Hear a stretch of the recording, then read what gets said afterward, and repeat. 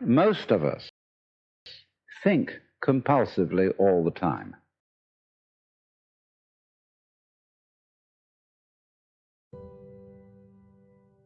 That is to say, we talk to ourselves.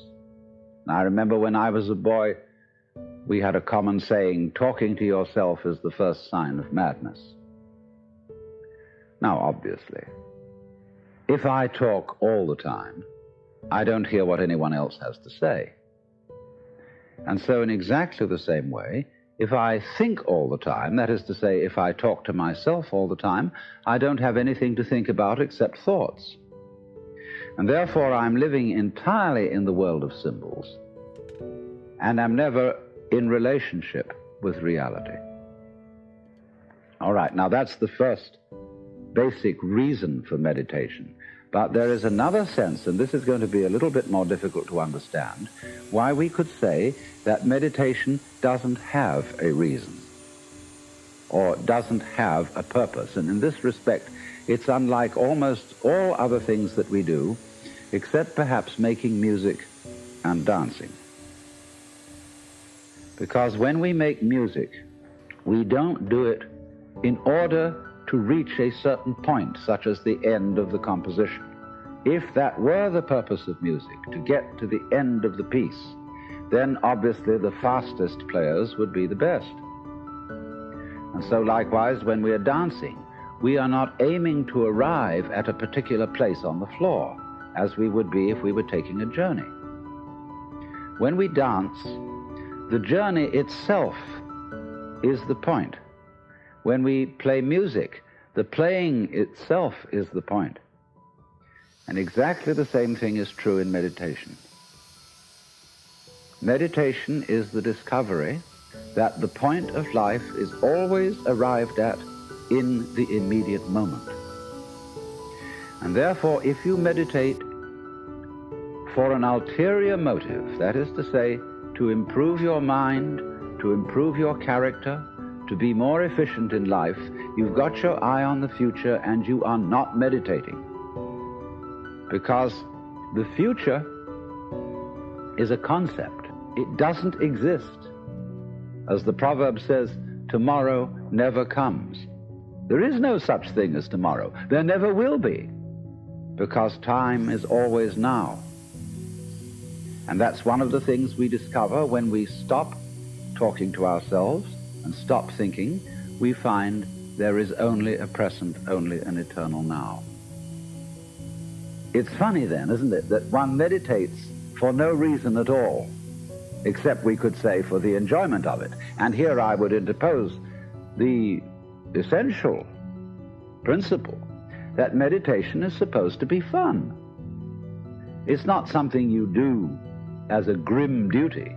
The trouble with religion, as we know it, is that it is so mixed up with grim duties. We do it because it's good for you. It's a kind of self-punishment.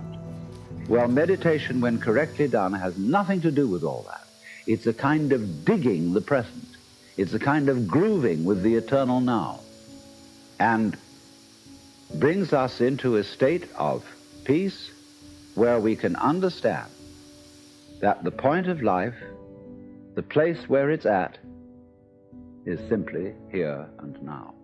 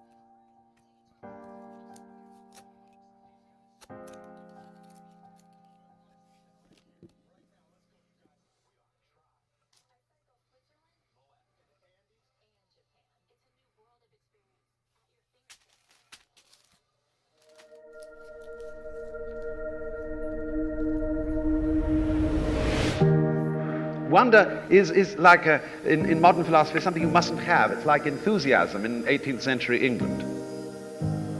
But you see, I don't know what question to ask when I wonder about the universe. It isn't a question that I'm wondering about, it's a feeling that I have. Because I cannot formulate the question that is my wonder. The moment my mouth opens to utter it, I suddenly find I'm talking nonsense. But that should not prevent wonder from being the foundation of philosophy. Going into our common sense, the 19th century myth, which succeeded the ceramic myth in Western history, I call it the myth of the fully automatic model. Man is a little germ that lives on an unimportant rock ball that revolves about an insignificant star on the outer edges of one of the smaller galaxies. But on the other hand, if you think about that for a few minutes, I am absolutely amazed to discover myself on this rock ball rotating around a spherical fire. It's a very odd situation. And the more I look at things, I cannot get rid of the feeling that existence is quite weird. There is obviously a place in life for a religious attitude in the sense of awe, astonishment at existence. And that is also a basis of respect for existence. It has become extremely plausible that this trip between the maternity ward and the crematorium is what there is to life.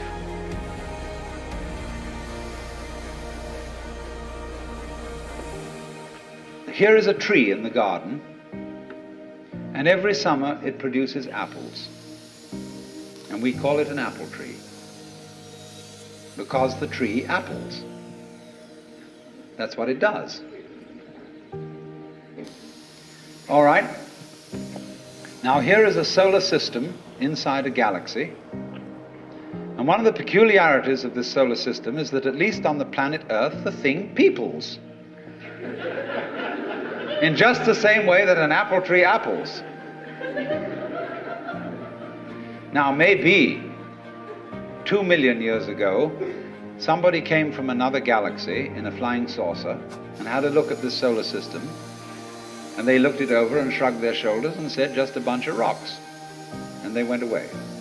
Later on, maybe 2 million years later, they came around and they looked at it again, and they said, excuse me, we thought it was a bunch of rocks, but it's peopling. And it's alive. After all, it has done something intelligent. Because you see, we grow out of this world in exactly the same way that the apples grow on the apple tree. If evolution means anything, it means that. But you see, we curiously twist it. We say, well, first of all, in the beginning, there was nothing but gas and rock. And then intelligence happened to arise in it, you know, like a sort of fungus or slime on the top of the whole thing. But we're thinking in a way, you see, that disconnects the intelligence from the rocks. Where there are rocks, watch out. Watch out, because the rocks are going eventually to come alive.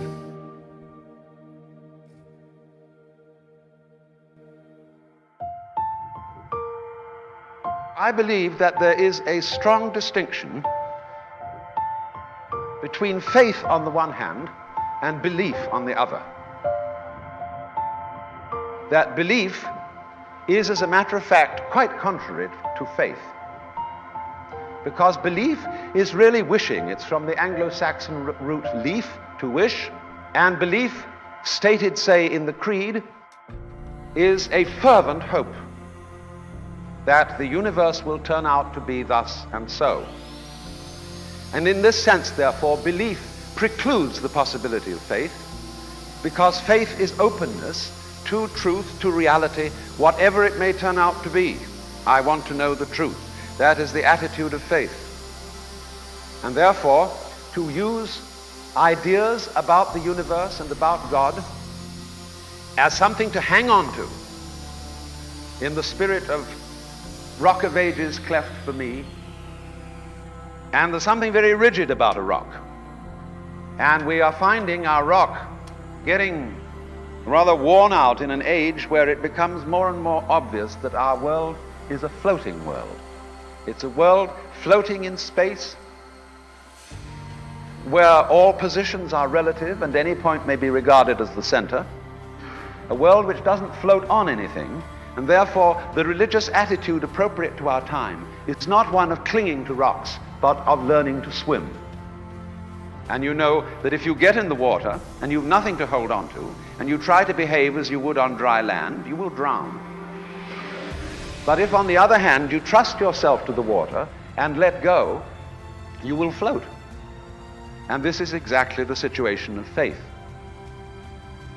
Imagine the idea that the moment you were born, you were kicked off the edge of a precipice, and you were falling.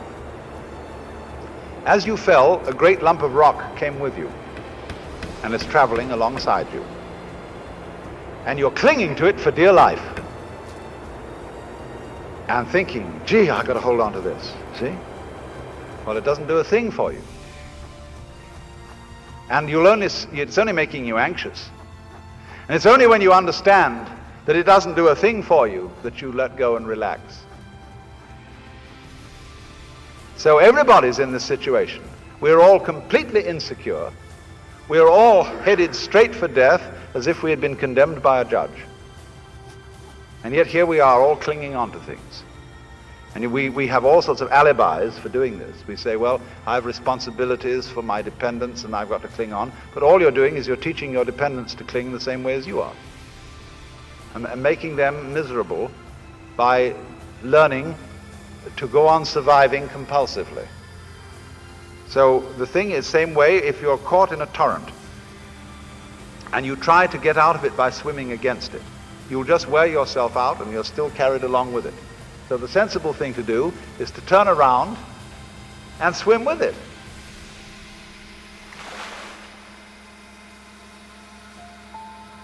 And if you want to get out of it, swim towards the edge.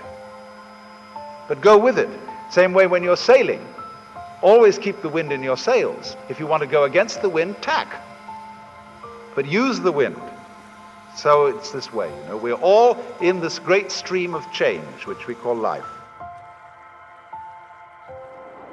We are the stream. If you imagine you're separate from it and you're being carried along by it as if you were a cork, that's a delusion. You're a wave of the stream itself. So get with it.